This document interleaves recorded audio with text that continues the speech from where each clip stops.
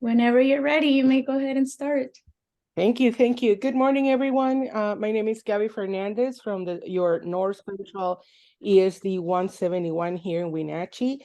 I am super happy to be with you today in this Monday morning, beautiful outside, just to bring you some knowledge about creating cultural awareness for the unique needs of migratory children that you have at your schools.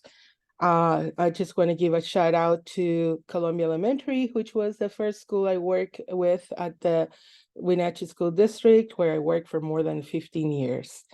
So I'm gonna start by acknowledging the land that we're coming from.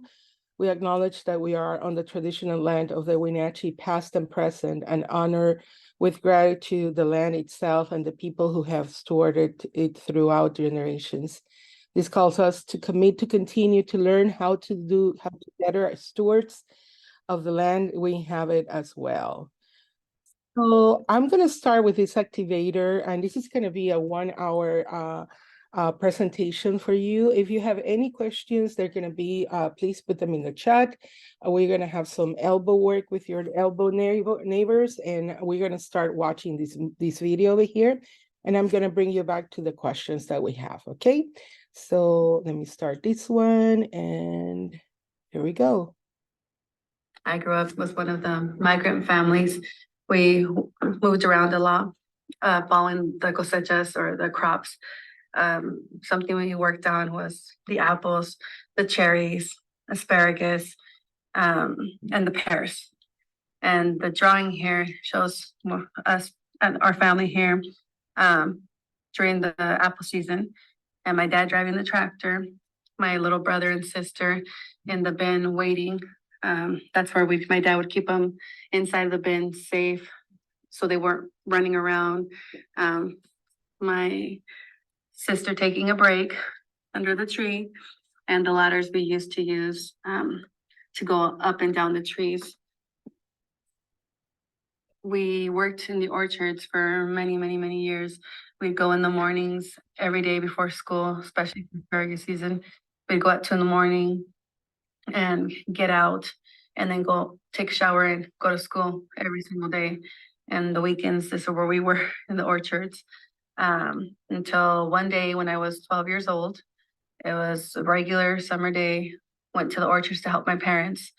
And we were taking a load of bins. I was sitting right here where the bin area is at by the tire, and my pants or my jeans got stuck to the tire and it pulled me under. The driver had no idea I had fallen and kept driving until he felt the bump. Once he felt he had ran something over, he reversed and went over my body twice. I was unconscious, and all I remember is my dad picking me up and rushing me to the hospital. I then arrived to the hospital, or this is what they tell me, and I was in coma for a couple of days. Once I got up, I had a lot of broken bones and fractured. I had tire marks through the whole right side of my face. I had to use a wheelchair for 6 months. Being a migrant family, we weren't allowed to say anything. So when this accident happened, my dad was really concerned about paying the medical bills and figuring things out.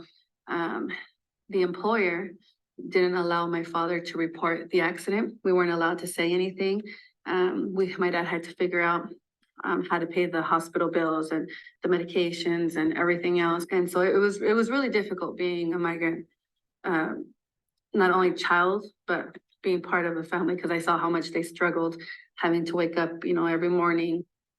There's a problem with the video, I've been told, so I'm gonna go back and I'm gonna stop share right now and share again my screen and start from the beginning with the video. I apologize. So can you see it now?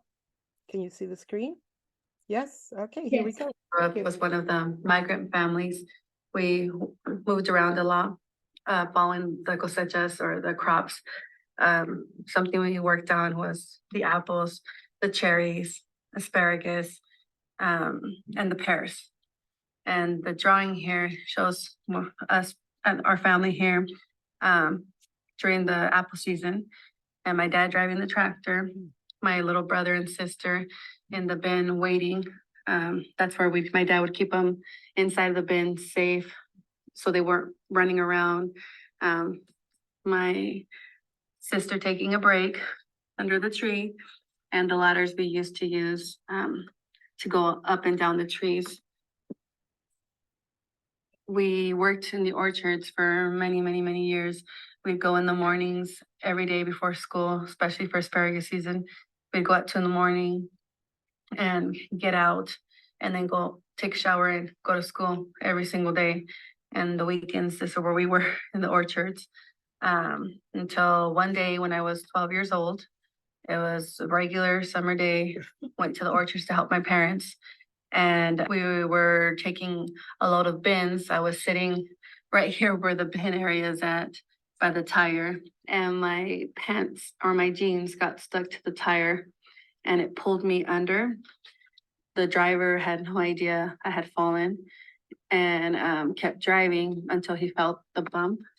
Once he felt he had ran something over, he reversed and went over my body twice. I was unconscious, and all I remember is my dad picking me up and rushing me to the hospital. I then arrived to the hospital, or this is what they tell me, and I was in coma for a couple of days. Once I got up, I had a lot of broken bones and fractured. I had tire marks through the whole right side of my face. I had to use a wheelchair for 6 months. Being a migrant family, we weren't allowed to say anything. So when this accident happened, my dad was really concerned about paying the medical bills and figuring things out. The employer didn't allow my father to report the accident. We weren't allowed to say anything. My dad had to figure out how to pay the hospital bills and the medications and everything else. And so it was really difficult being a migrant, not only child, but being part of a family, because I saw how much they struggled having to wake up, every morning and put long hours of work in the hot sun, and sometimes not even have breaks or, lunch. The money you made was what mattered the most. You had to spend many hours just to get enough money, your bills and your food. And we were a big family. We were a family of 10. We all helped out as we could. And just thinking about school and everything, I can remember being tired all the time, having to wake up at 2 a.m. and get ready to go to the field, sometimes without even breakfast. Just we were, in a rush, trying to get as much work done before my dad drove us back at 6 a.m. 6:30 is when our shift ended, and we'd drive back home and have to get ready. And sometimes we didn't even get a chance to shower. We have still the smell of asparagus in our hands, and getting teased at school. It was hard. People knew the kids who worked in the orchards, and they'd make jokes or comments, make you feel uncomfortable. Teachers that I remember as well, there were certain teachers who had no patience, I guess, when we show up late sometimes, or miss school sometimes, because I have 2 siblings who had asthma, and when they did the spraying and everything, they'd get really sick and they'd have to miss a lot of school. And the teachers didn't want to give homework. I remember they didn't want to give packets because they just felt our parents were pulling us out to make money, like to use us to make money. And it wasn't like that. They had nowhere else to leave us. I mean, the younger ones, like I said, they stayed in bins throughout the day, like moved them. We start in one,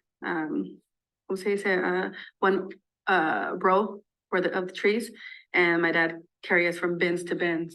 It was just difficult in school, trying to play catch up, especially trying to not show you were tired, because we were tired all the time. Our bodies were exhausted, and you try to focus in class, but it was very difficult. I'm gonna stop share right now, go back to the presentation, and share with you the questions for the activator. So what does her story bring to me mind for you? And does her story resonate with any of your students, past and present? And does this video bring up any new questions about migratory students? I'm going to give you 2 minutes to do an elbow talk, or if you're sitting in a table, share your thoughts, and we'll come back in 2 minutes. Thank you so much.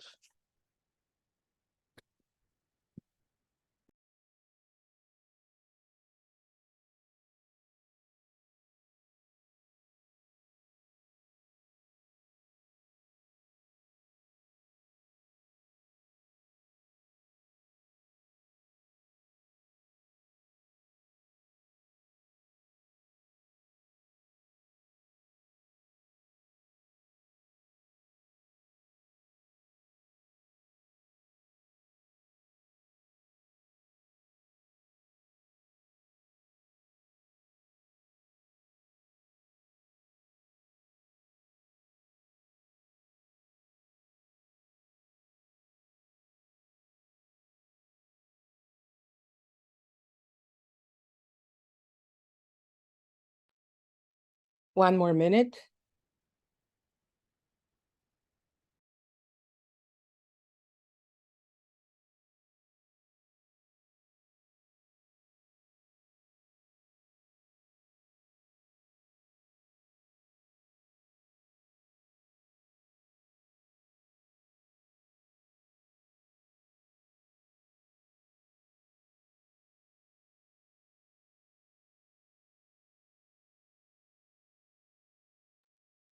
Thank you so much. If you would like to share any thoughts, you can write them on the chat and we can discuss them at the end. And if you have any questions, again, the chat is there. Nancy's helping me monitor it. So I'm going to now share with you the purpose of the migrant education program. The purpose of the migrant education program is to meet the unique educational needs of migratory children and their families to ensure that migratory children reach challenging academic standards and graduate high school. Specifically, the goal of the MEP, Migrant Education Program, is to design programs to help migratory children overcome educational disruption, cultural and language barriers, social isolation, health-related problems, and other factors inhibiting migratory children from doing well in school and making the transition to post-secondary education and employment. I'm going to give you 30 seconds to take a good look at this goal, and then I'm going to ask you a question. And if you want to answer in the chat or among yourselves, that'll be awesome too. All right. So can you tell me which words pop up to your head first when you read the goal? If you want to do it in the chat, it's okay. I'm going to give you 30 seconds now again to share among yourselves and with the people who are with you.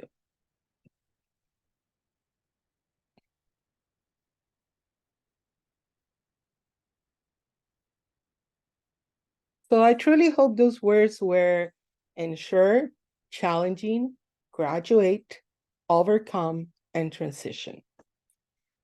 This is what we're going to learn today. We're going to learn about the migratory lifestyle, how the migratory lifestyle can affect the education of migrant students, and how students qualify for the migrant education program services. So this is Washington. I wanted to share these. I love this slide because I'm a firm believer that figs are better than apples sometimes. And I didn't know that we grow them here. I've always waited for the California figs to come to Costco to buy them. But if you take a look on the south side of the state, we have figs, goats, and also rhubarb and hops and blueberries. So I have spotted all the major commodities that we have in our state: apples, grapes, cherries, cattle, wheat. We also have pears and potatoes and salmon and hops. Just a question for everybody in your groups. How much money we make a year? I want you to think in billions, not millions, billions. Billions with a B of boy. So how much money you think we make? Just give me a round number, shout it out, and if you can put it in the chat, it's okay. I'm just gonna tell you that we make a lot of money, a lot. We even have Christmas trees. That's awesome. So anyone's gonna put it in the chat. If you don't put it in the chat, I'm gonna show you right now. We make $10.6 billion in 2021. Okay, $10.6 billion. And this is agriculture and aquaculture, and we need hands, right? So that's how we get our migrant people to come and help us out with our harvests. So we are a rich state. Our top commodity in Washington is apples. 2, it's milk. 3 is wheat. 4, potatoes. 5, cattle. 6, hay. 7, hops. 8, cherries. 9, grapes. And 10, pears. We are the #1 top sport of fish and seafood products. And we have our favorite markets, and they are Canada, China, and Japan. We also sell frozen French fries from Warden, you know that, and also from Othello. And we have the apples, hay, and wheat. Our state has 94% of Washington farms are small farms. They're selling less than $200,050 a year, but they're family owned. We are we're the #1 producer of aquaculture in the country. And food processing generated $10.1 billion in revenues for our state. So I'm going to now share with you who is an individual participating in agriculture and migratory life. A person who moves across districts boundaries to engage in temporary or seasonal agricultural work, including fishing, forestry. They do it due to economic necessity or for personal subsistence, example, the Native American cultural traditions. I just want to share with you, if you're not aware, that Native American students also qualify as a migrant. Since they are the owners of the land, they go fish for salmon right now, and they bring their whole family and camp out. Students are considered migrant because they cross the districts to go fish and bring the food to their homes. They also do this during the time of the berries. They go into the forest around, early June and April to harvest all the berries in the forest. So now I'm going to share with you, and I'm going to open it first, and then I'm going to stop share and go back. I'm going to share with you the bracero history, and we're going to have a little conversation about it. This is a 17-minute video. If you want to stretch and stand up, you can do it, and we'll talk in a little bit.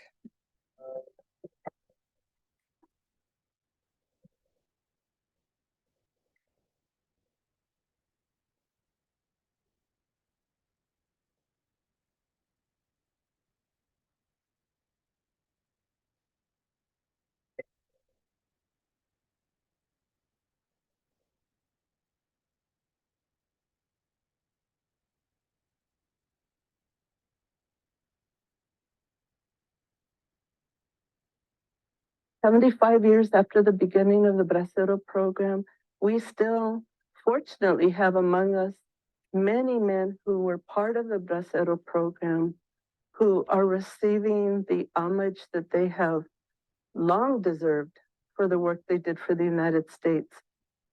Here at the Institute of Oral History at the University of Texas at El Paso, we're proud to be able to bring to you some of the stories and the memories of men who were part of the Bracero program. We are honored to share their stories of sacrifice, of happiness, of hard work, and to honor them for the work that they did for this country as we move forward. Es una historia que rara vez se menciona, pero fue una contribución importantísima que los mexicanos tuvieron con este país. El programa Bracero nació a raíz de la necesidad de mano de obra durante la Segunda Guerra Mundial. un movimiento de 5 millones de mexicanos, la mayoría que venían de las zonas rurales, campesinos, que contribuyeron a esta nación durante 20 años. Y es una historia que no se conoce y es una historia que se debe conocer para darnos cuenta de la importancia que han tenido los migrantes mexicanos a la economía y a la vida de esta nación. Mis expectativas solamente eran de que si yo podía trabajar en México, yo podía trabajar en Estados Unidos y que de allí yo podría darle una mejor vida a mis hermanos, a mi madre. Cuando entré de bracero, estaba allá en mi pueblo y no vine a Chihuahua porque ahí estaban contratando, ahí en Chihuahua, porque ahí eran miles de braceros. Y ahí nos reunimos, era cantidad de gente. En aquel tiempo, pues era la oportunidad para que la gente viniera del sur de México a contratarse para bracero. Mire, la batalla empezó en Chihuahua. Ahí en Chihuahua agarraban, había una estación que decía una estación vieja de tren. Era muy amplio ahí el terreno, estaba fuera del pueblo en Chihuahua. Y no había sanitarios. Ahí pasaba un río. Y ahí ahí iban a hacer sus necesidades. Ahí íbamos. Y allá tocamos mucha gente. Total es que ahí empezaba la batalla. Había una oficina fuera de Chihuahua y allá tenía uno hacia línea, todo un día. Como la primera vez fue muy duro, como yo creo que más de mes, durmiendo en un cartón en la banqueta. Cuando ya me contraté y llegué allí con los americanos, yo lo vi de la diferencia. Con mucho, le miraban uno las manos, los ojos así fijos, y le miraban las manos a uno. Ya cuando le tachaban que sí, ya vete que te den comida, ahí está un comedor, ya por cuenta de agricultura. Ahí no había con que yo voy al restaurante, que yo voy al hotel, no señor, allí mismo dormían. ¿Hasta cuándo? No sé, hasta que les tocaba salir. Que era tanta la gente que no se daban abasto de darle un servicio no especial, pero pues uno con el deseo de venir a trabajar, no digo no poner peros, no, la gente que íbamos al campo era puro sufrir, pero de todas se alcanzaba uno a ganar más de lo que ganaba uno allá en México. Ellos salieron de su comunidad directamente a los centros de procesamiento y luego a los campos agrícolas norteamericanos. Entonces fue un movimiento muy importante que no se reconoce debidamente. Reconocemos a los soldados, a los oficiales, a todos los que participaron en la Segunda Guerra Mundial, pero no reconocemos que fueron los braceros los que se encargaron de la producción agrícola que hizo posible que se ganara esa guerra y que se estabilizara la economía después de la guerra. Entonces es una cuestión de justicia. Todo el tiempo todo estuvo muy bien. Nunca tuvimos para qué quejarnos o para qué decir, yo ya no volví a ir a los Estados Unidos. Cuando llegamos allá a Río Vista, había cantidad de gente. Me acuerdo yo que era como un corralo grande ahí, pero ahí estábamos todos, éramos, creo como unos 4,000, 5,000 groseros.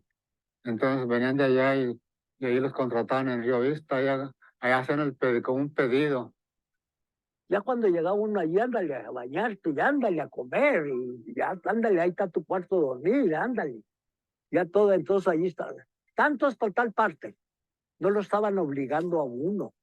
Allí están diciendo, se necesitan tanta gente para tal parte. Para ir a trabajar nos llevaban en un dompe y hacía mucho frío. Y nos jalaban más o menos como de aquí a las cruces. Pero los fríos que no aguantan. Y yo estoy creado en los ranchos, yo sabía que yo me llevé una cobijita. Sí. Y les daban allá, les daban para que le vieran a uno, lo mandaban en el tren, en camiones. No nomás yo, otros braceros. en jaulas de esas en que mandan las vacas del ferrocarril. Allí nos mandaban. No había nada liviano, todo, se ganaba uno el dinero, pero el sudor de la frente. Todo muy duro y bonito. Que mucha gente sufrió mucho porque les tocaba unos lugares muy malos. Pareciera que este país no sabe qué hacer con los migrantes.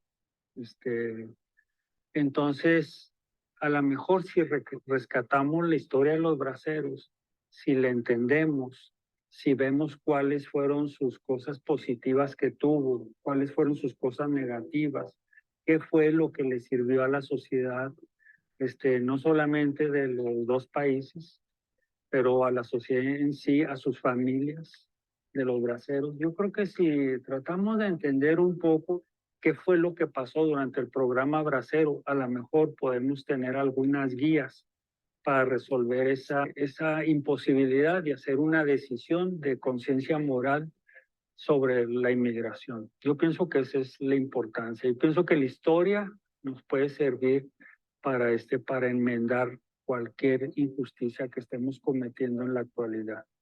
It has everything to do with what's happening today. And its legacy is strong throughout Mexican American communities in the United States. You have people whose fathers were braceros, whose grandfathers were braceros. You have families who struggled during the bracero program as the wives and children were left behind in Mexico. And those memories are still very much alive. Los están llamando, los pasan en examen y datos y preguntas, pero ya queda listo, ya lo mandan a uno. Ya cuando entra uno allí que pasó todo eso, lo revisan, le sacan rayos X y todo eso. Ya está listo uno, entonces ya lo mandan para acá. Pasa uno el examen físico por manos del doctor, le quitan a uno toda su ropa, lo bañan con desinfectantes, con polvos y una serie de cosas que hasta me da pena mencionarlo. Bueno, lo que a muchos no nos gustó fue lo que le voy a decir de lo malo que hubo ahí en Río Vista, ¿me entiendes? Que nos fumigaban, teníamos que nos agacharon de tira y nos echaban con una bomba así atrás, en las sentaderas, y luego aquí enfrente decían, tápate la boca, y luego le echaban uno, lo fumigaban en la cabeza también.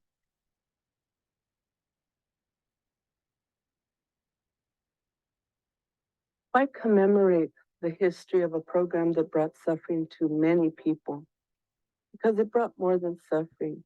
It brought a sense of community among the braceros who lived together in barracks and cooked for each other and washed clothes for each other. It allowed them to show their humanity. It allowed them to show their creativity. How did the men survive in a country that they didn't know, often with a language they didn't know? El programa Bracero estuvo en vigencia de 1942 a 1964 y esta sociedad nunca, ni siquiera les dio las gracias por lo que hicieron por este país. Entonces, rescatar la historia a través de sus testimonios, a través de la historia oral, a través de la recopilación de documentos, de objetos que utilizaban ellos, es como una forma de reconocer y de agradecer su contribución tan importante. No, pues ahí, todos los que estaban los braceros con el ranchero que estaba, el ranchero tenía que ponernos un lugar con un cuarto o 2 cuartos, y ahí nosotros hacíamos comida, y unos nos quedábamos abajo en una cama de abajo y otro arriba. Y luego en medio, donde estaban todas las camas y todas, en medio había una línea de puras estufas.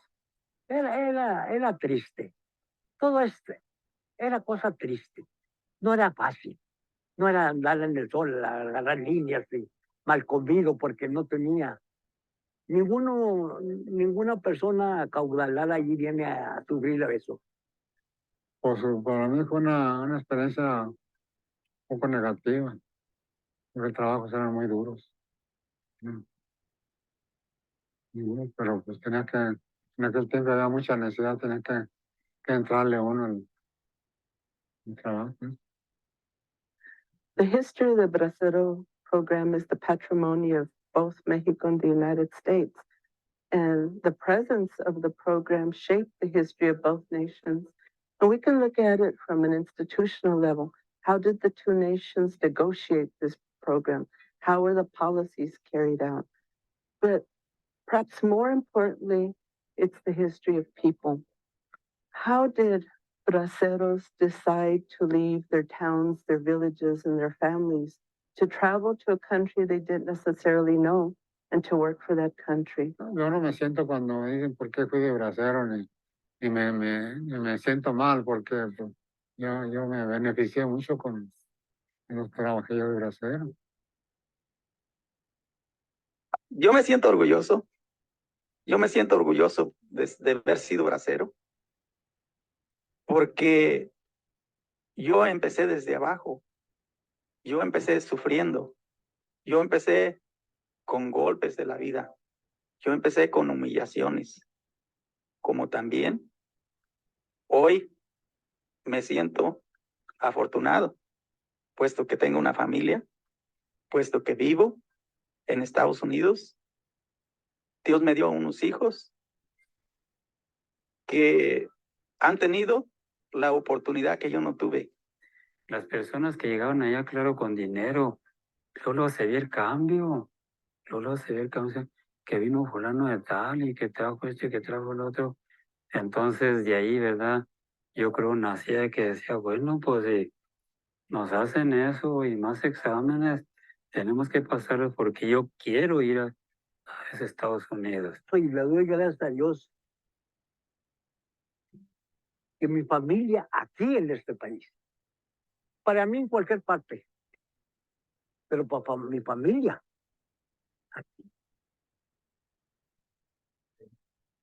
Yo quería que mi familia saliera de allí. Yo quería que mi familia tuviera más escuela. Yo no tengo de qué quejarme de los braceros, que sí, yo sé que mucha gente sufrió. La necesidad lo obligó a uno a venirse. A mí me fue bien, tengo que hablar que me fue bien. Con ser que yo no nací en este país, pero este país me dio la oportunidad, por tantas cosas supe distinguir, supe apreciar y me gustó. Y estoy orgulloso de que mi familia esté aquí. Pero como bracero, todo estuvo bien, todo corrió bien. Y luego ya les digo, los patrones que por algo me brindaban esa confianza, pues que si viven, se han de acordar de mí. Porque yo los recuerdo mucho. Pues cómo voy a sentir muy orgulloso. Y cómo le dijera, y yo le siento mucho amor a este país. Si yo volviera a nacer, volví a venir otra vez. This story is a story about humanity. It is a story about the importance of sharing your individual history with your family, with your community, with people all around you. Everyone's story is important. Everyone's story deserves to be remembered. For the braceros, this is especially true 75 years after the beginning of the program. For men who were invisible to much of society, to men who still are often unacknowledged for their hard work and for their determination. We thank all of the braceros who shared their stories with us, who shared their tears and their laughter with us. The stories are their legacy.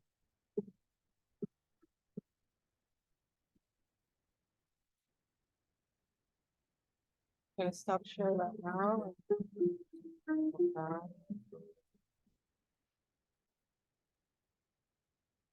Thank you so much.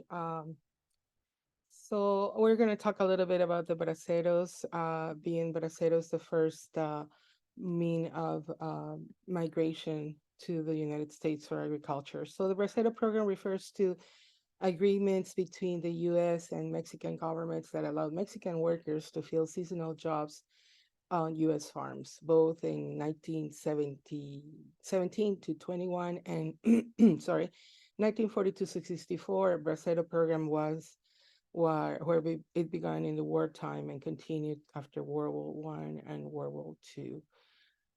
So, any questions so far? I'm going to tell you now who qualifies for the migrant education program services. I don't see anything in the chat. I'm going to keep going. So we qualify students from 3 to 21 years of age. Yes, 21. We want them because they need to finish their completion of high school. They have not received a high school diploma or equivalent. They have moved to obtain work in agricultural or fishing industries by themselves or with their families. And they cross districts. They can come from Wenatchee to East Wenatchee, from Orondo to Wenatchee, from Waterville to Wenatchee, from Wenatchee to Brewster, and they qualify for 36 months.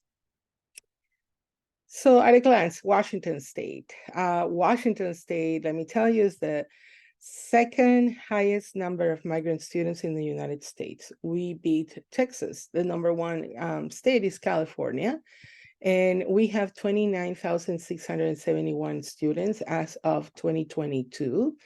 Migrant graduation rate from 2020 to 21, which was the COVID pandemic time, it was 74.4. And 13.2 students, 13.2 percentage migrant dropout rate in 2020 to 2021. I just want to bring these to your head. Out-of-school youth is the fastest growing population within the migrant education program. And I'm going to talk a little bit more about out-of-school youth. So this is how it looks like by districts. 105, 34.1, 105, it's in Yakima. 123, it's in the Tri-Cities with 27%. We are at 18.8, and ESD 189, which is in Anacortes area, it's 19.7.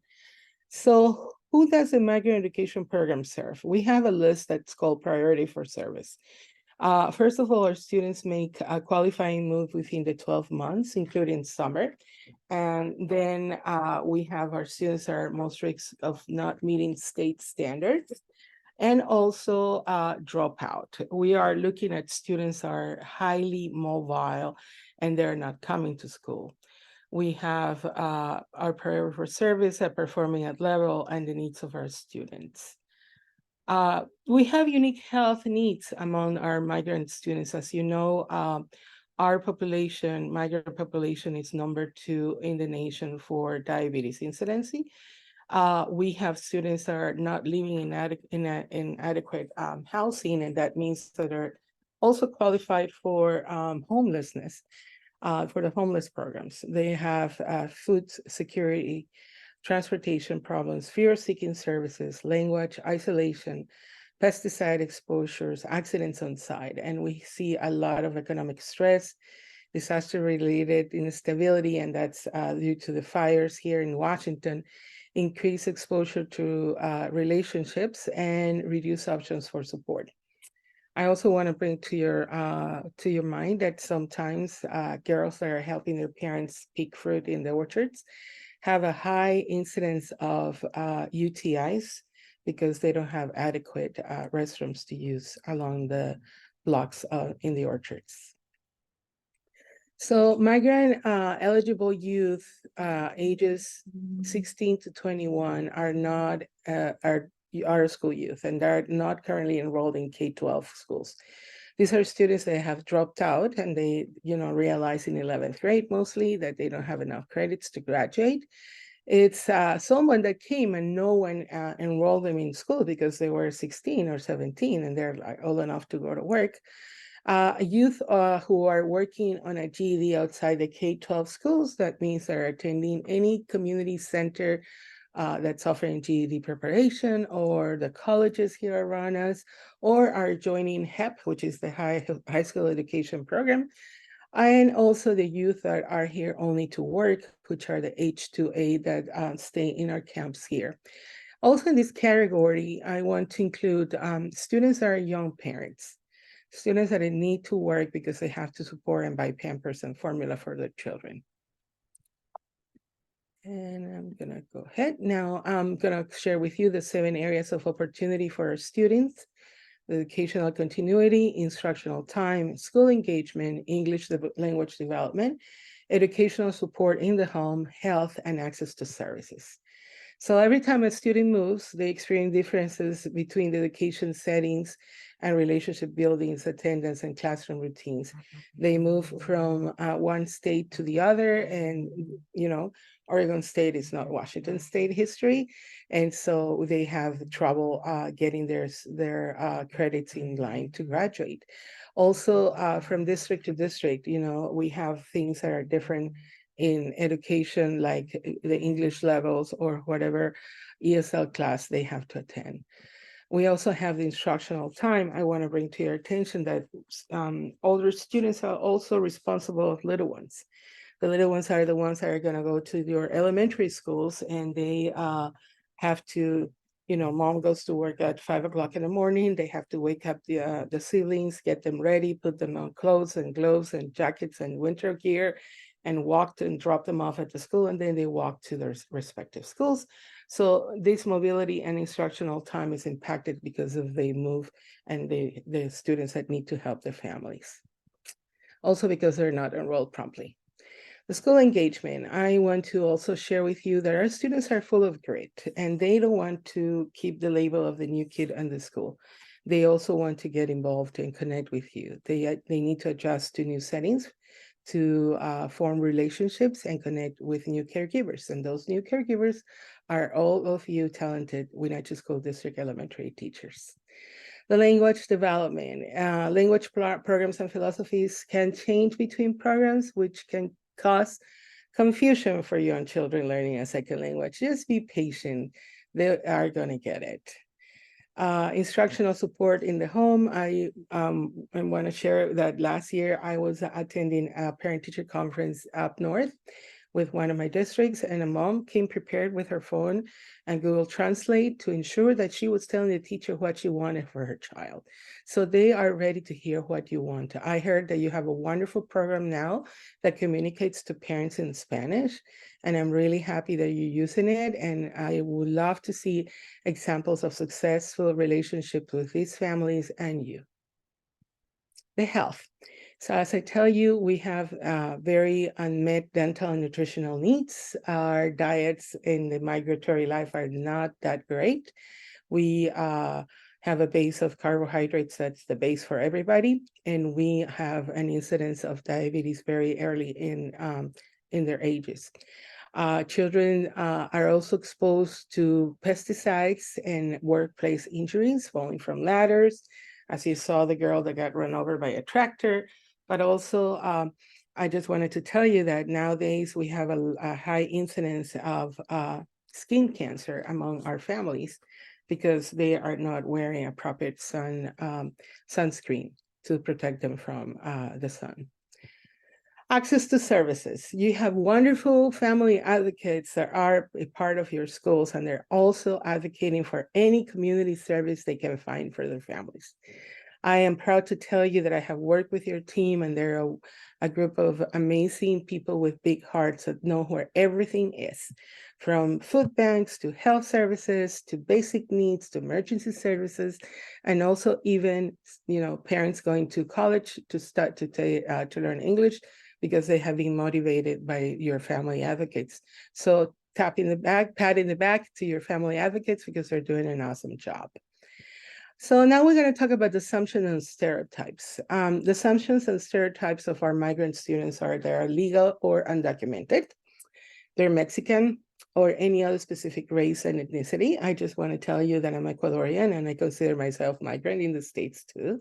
Even though I was born here, I came late in my life, but I'm a migrant person too. There's also people from Venezuela, from Honduras, El Salvador, We have people from Colombia, from Peru, from Brazil here that are migrant too. They do not speak English. That could be a bad assumption. Some students in Mexico and in Ecuador, they take English classes at school. They have uneducated parents, which is not true. Permanently in the migrant education program, qualify and move, of course, during the school year, identify as migrant, on vacation always, and they're credit deficient. So I'm going to talk to you now about the funds of knowledge that our students bring. Academic and personal background knowledge. Academic and personal. Personal is a family, a history that they have, someone in the family who's really good at, putting together a wonderful garden so they can sell their goods. Or did you know that in our families, there's always someone that knows how to change oil, and you don't have to go to have your oil change anywhere, but you bring the car to your friends or your family. The accumulated life experiences, moving from one state to the other. Our students in Wenatchee follow the crops. They start in California in December. They move on to Oregon to pick asparagus and lettuces and cabbages, and then they come to us. They pick everything in our state, and they move on to Idaho to do potatoes and come down again to California to repeat their cycle of going around. The skills and knowledge is used to navigate everyday social contexts. That's why I was telling you our students are full of grit.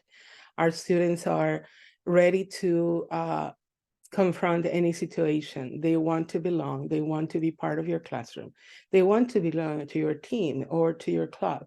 If you are able to hold any meetings during lunchtime and not after school because they need to go back home and help out, that will be greatly appreciated for them and their families. Their worldviews is structured by broader historically and politically influenced social forces. They come from places of war. They come from places that historically had poverty and droughts, and they come to work. They come to learn. Parents in the migrant program are always looking for their students to achieve more that they have achieved in their lives, and that is education. Education in our states are free. They have transportation and food. The books are free. You only have to dress your kid to go to school. That's something that they look forward to. They bring them just because of that. They want to make sure that they have a future like the Braceros did to their families in the video that we just watched. So who's in your migrant education program at Wenatchee School District? The beautiful Nancy Navarro, who's here with us. Alfonso Lopez are your coordinators. You have a recruiter, two recruiters, Teresa Godina and Hope Mejia. Your records clerk is Rosalinda Martin. If you don't know them, they are downstairs in the district office. Go say hi. You have migrant graduation specialists, and those are the ones that are helping our students graduate from high school.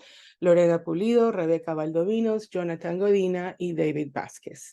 Our migrant students family advocates are Chelsea Chavez, Lopez, Lorena Lima Espinosa, Yuri Lopez, Lina Maldonado, Verónica Mendoza, Gaby Muñiz, Belia Sanchez, Nancy Sanchez, and Isabel Cermeño. And your specialist and your advocate for out-of-school youth is Jonathan Godina.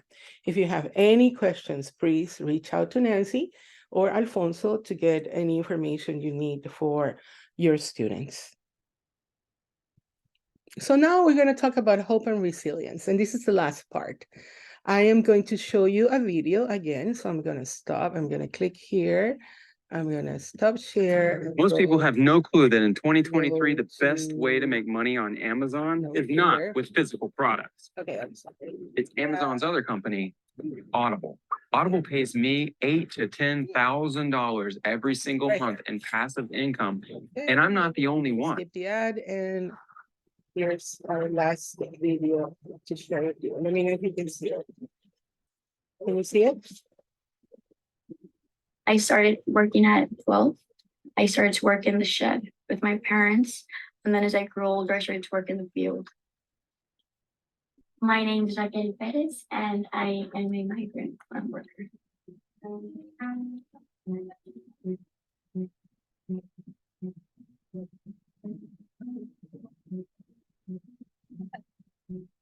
My schedule here is 7 days a week.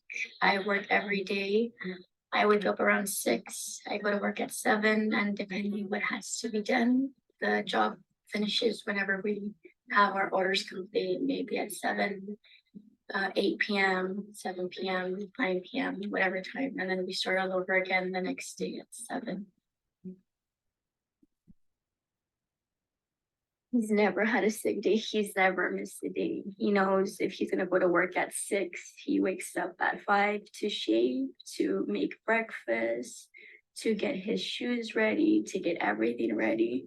And he's always been very strict when it comes to his work ethic. Como 27 años por ahí, Por ahí más o menos. y no ha faltado un día. No, no falta ni un día. We've come a long way because like before all like our house, we had this trailer. We literally just had like a little trailer that didn't even have a room. It was just, we were 6. So it was like my kitchen. You know, my kitchen's big to the little trailer we had. And it was so small. And then we just look back at everything and it's like, they've given us so much. And then I have more pictures of me when I was smaller. These are all in Michigan, taken in Michigan because my mom had me in December and we lived in April. So it was still kind of small.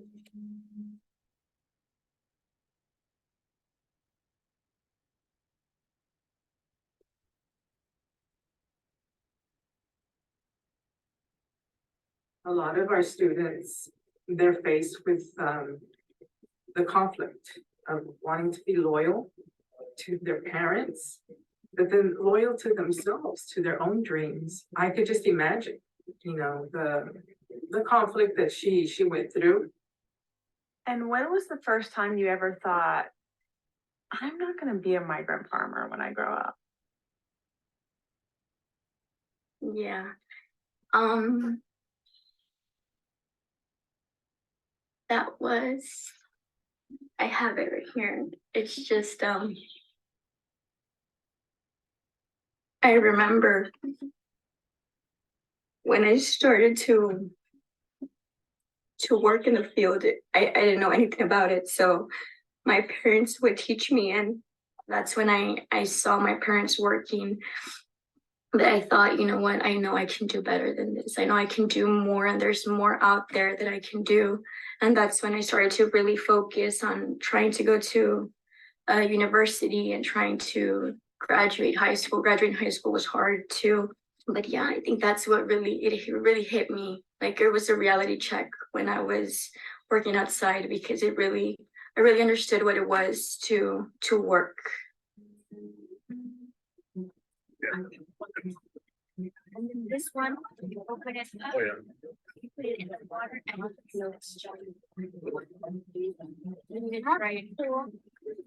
can do it. What do you think they'll think when you do become a teacher and you have your first class?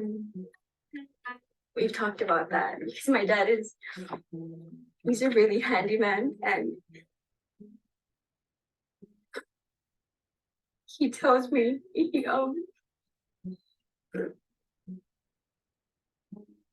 tells me, you know what? I know you like little shelves around your room, so we're gonna put little shelves and just help me. But they're really, really excited because I know that as soon as I graduate, it's gonna be really significant for them and just all my family, because when I graduate, I just don't see my name on the diploma. I know it's theirs too, because they've supported me and given me everything I need. ¿Por qué creen que Raquel va a ser una maestra buena? Porque es buena gente, porque ella es paciente con los niños, no cualquiera, porque a veces los niños están, y ella, si yo veo que ella llegan y juega con ellos, le digo, Raquelita, no juegues porque estaremos bien cansados, y no, ella va y juega con ellos. Yo por eso pienso que va a ser una buena maestra. ¿Cómo serían ustedes si su papá les dicen, recojan todo porque ya nos vamos? Van a dejar sus amigos, su familia y vamos a irnos a otro lugar. ¿Cómo se sentirían ustedes? Triste, ¿verdad? Y la mujer. She shows a lot of empathy towards her students. That's self-awareness and self-emotional intelligence that she has. She's very aware of where the kids are at. She notices when they're feeling sad and or happy. So she has a very good rapport with them. That says a lot about her character.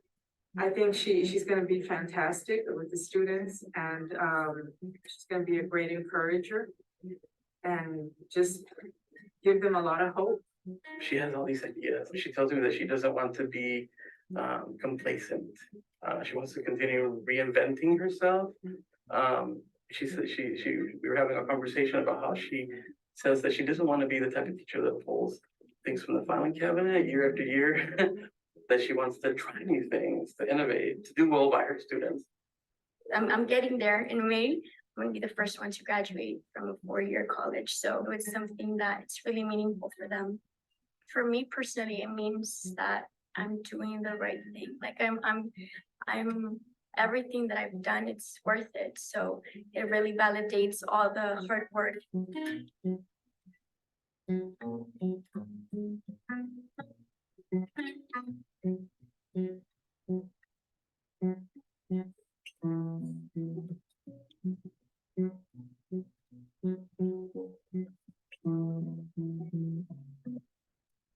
So I'm gonna stop there and thank you all for your for being here. If you have any questions, please I'm gonna drop my email in the chat if you have further questions.